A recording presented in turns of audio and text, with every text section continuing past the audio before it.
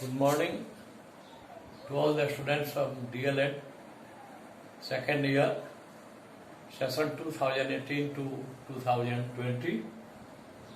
Subject code Year 6, Unit 1, Teaching English as a Second Language, Lecture 9. This is the last question of this unit. But one of very important questions for you. The question is, discuss the factors affecting learning of second language, English. Answer. As we all of us know that learning of a language depends on a number of factors. Some of them facilitate learning, whereas some of them create hindrance. Being a language teacher, we should know about the factors that enhance, that facilitate language learning, which are as follows. जैसा कि हम सभी जानते हैं, किसी भाषा को सीखना बहुत सारे फैक्टर्स पर निर्भर करता है। इसमें से कुछ फैक्टर ऐसे होते हैं जो जिनसे सीखने में मदद मिलती है, सुविधा होती है, और कुछ फैक्टर ऐसे होते हैं जो व्यवधान पैदा करते हैं, रुकावट पैदा करते हैं। एक लैंग्वेज टीचर के रूप में हमें उन फैक्टर्स को देखना है जो सीखने में मदद करते हैं, सीखने में सुविधा प्रदान करते हैं। उनका वर्णन निम्नवत है। उन फैक्टर्स को हमने 3 भाग में बांटा है। एक है नंबर 1, लर्नर्स कैरेक्टरिस्टिक्स, सीखने वाले की विशेषता। इसको हम इंडिविजुअल फैक्टर्स भी कह सकते हैं, व्यक्तिगत कारक या वैयक्तिक कारक भी कह सकते हैं। दूसरा है सोशल कंटेक्स्ट, सामाजिक संदर्भ, इसको हम सोशल फैक्टर्स भी कह सकते हैं। तीसरा है कंडीशन ऑफ लर्निंग, जहां पर सीखने का कार्य हो रहा है वहां की स्थिति क्या है। यही 3 फैक्टर्स मुख्य हैं। Let's us discuss about first factor, that is learners characteristics और individual factors. There are 6 subheads of this factor. Number 1, attitude. Attitude means प्रवृत्ति, opinion, मत. It depends on learner's attitude. A learner having good opinion, good attitude about learning of second language, his or her interest increases and he or she will do more work to learn it. एक व्यक्ति, एक student जिसको second language सीखने के प्रति अच्छा opinion है, अच्छा मत है, क्यूरियोसिटी है, उत्सुकता है, जिज्ञासा है, उस स्थिति में वह, उसका जो इंटरेस्ट है, उसकी अभिरुचि बढ़ती है और उस भाषा को सीखने के लिए वो अधिक प्रयास करता है, अधिक मेहनत करता है।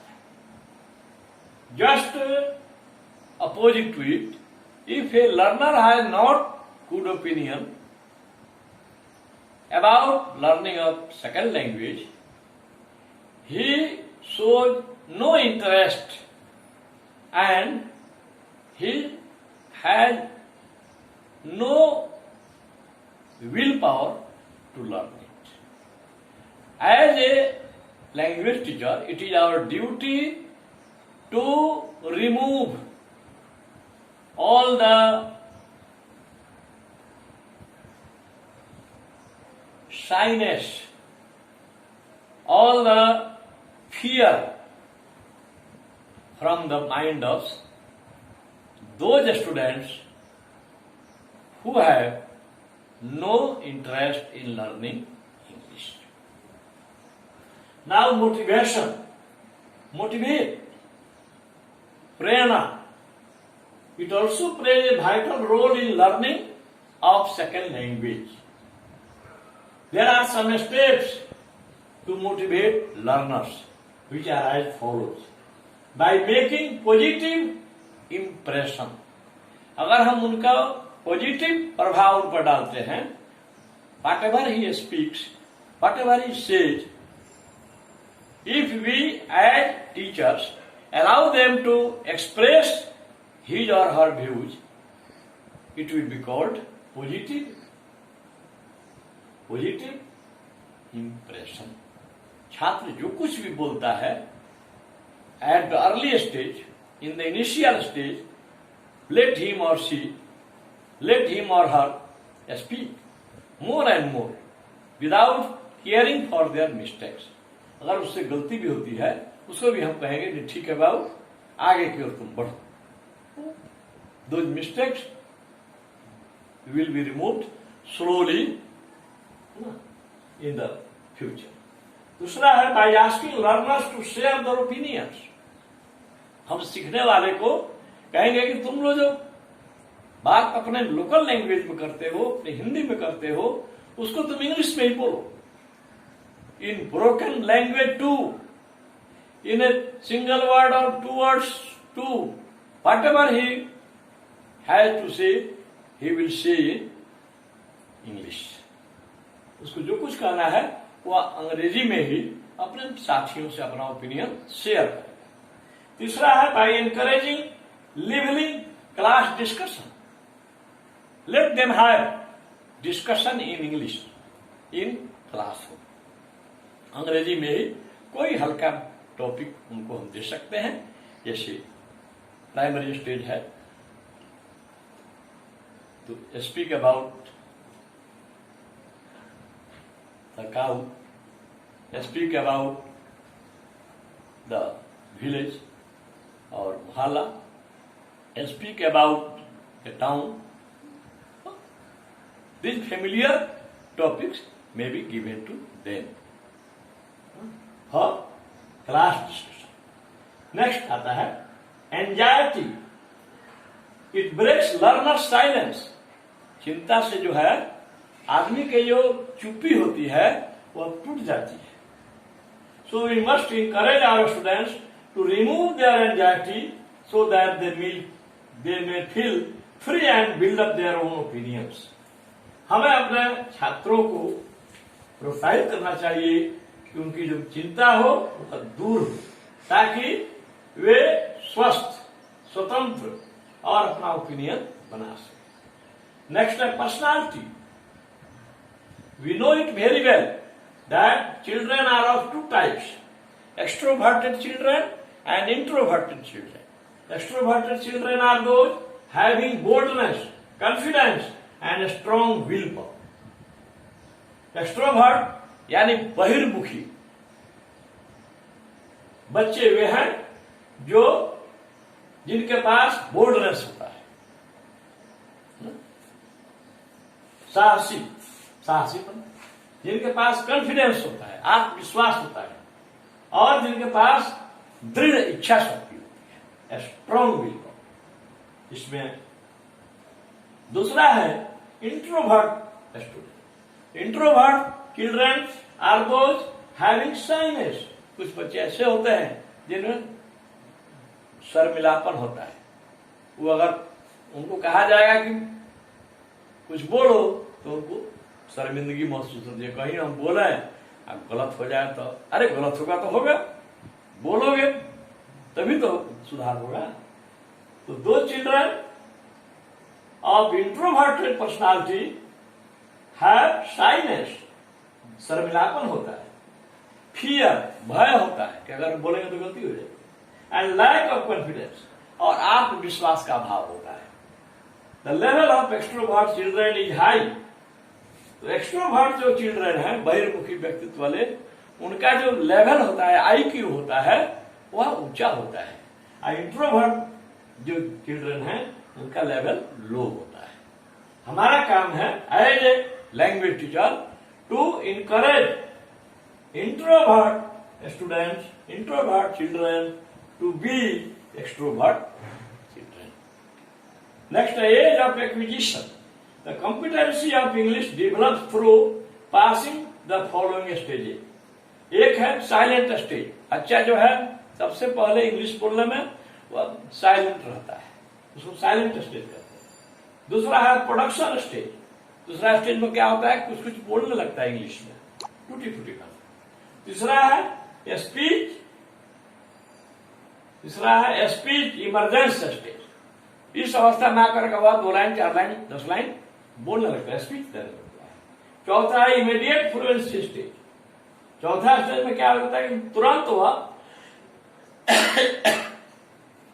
बोलने में उसको जो है निपुणता आ जाती है। अब पांचवा है एडवांस फ्लुएंसी स्टेज। उसमें वह बहुत अच्छा ढंग से खड़ा होकर के बोल सकता है। छठा है एम्स ऑफ टीचिंग इंग्लिश। इसमें शिक्षण का उद्देश्य, इसमें क्या है कि कुछ there are some drawbacks of language teachers too. उनके भी कुछ ड्रॉबैक्स, दोष होते हैं।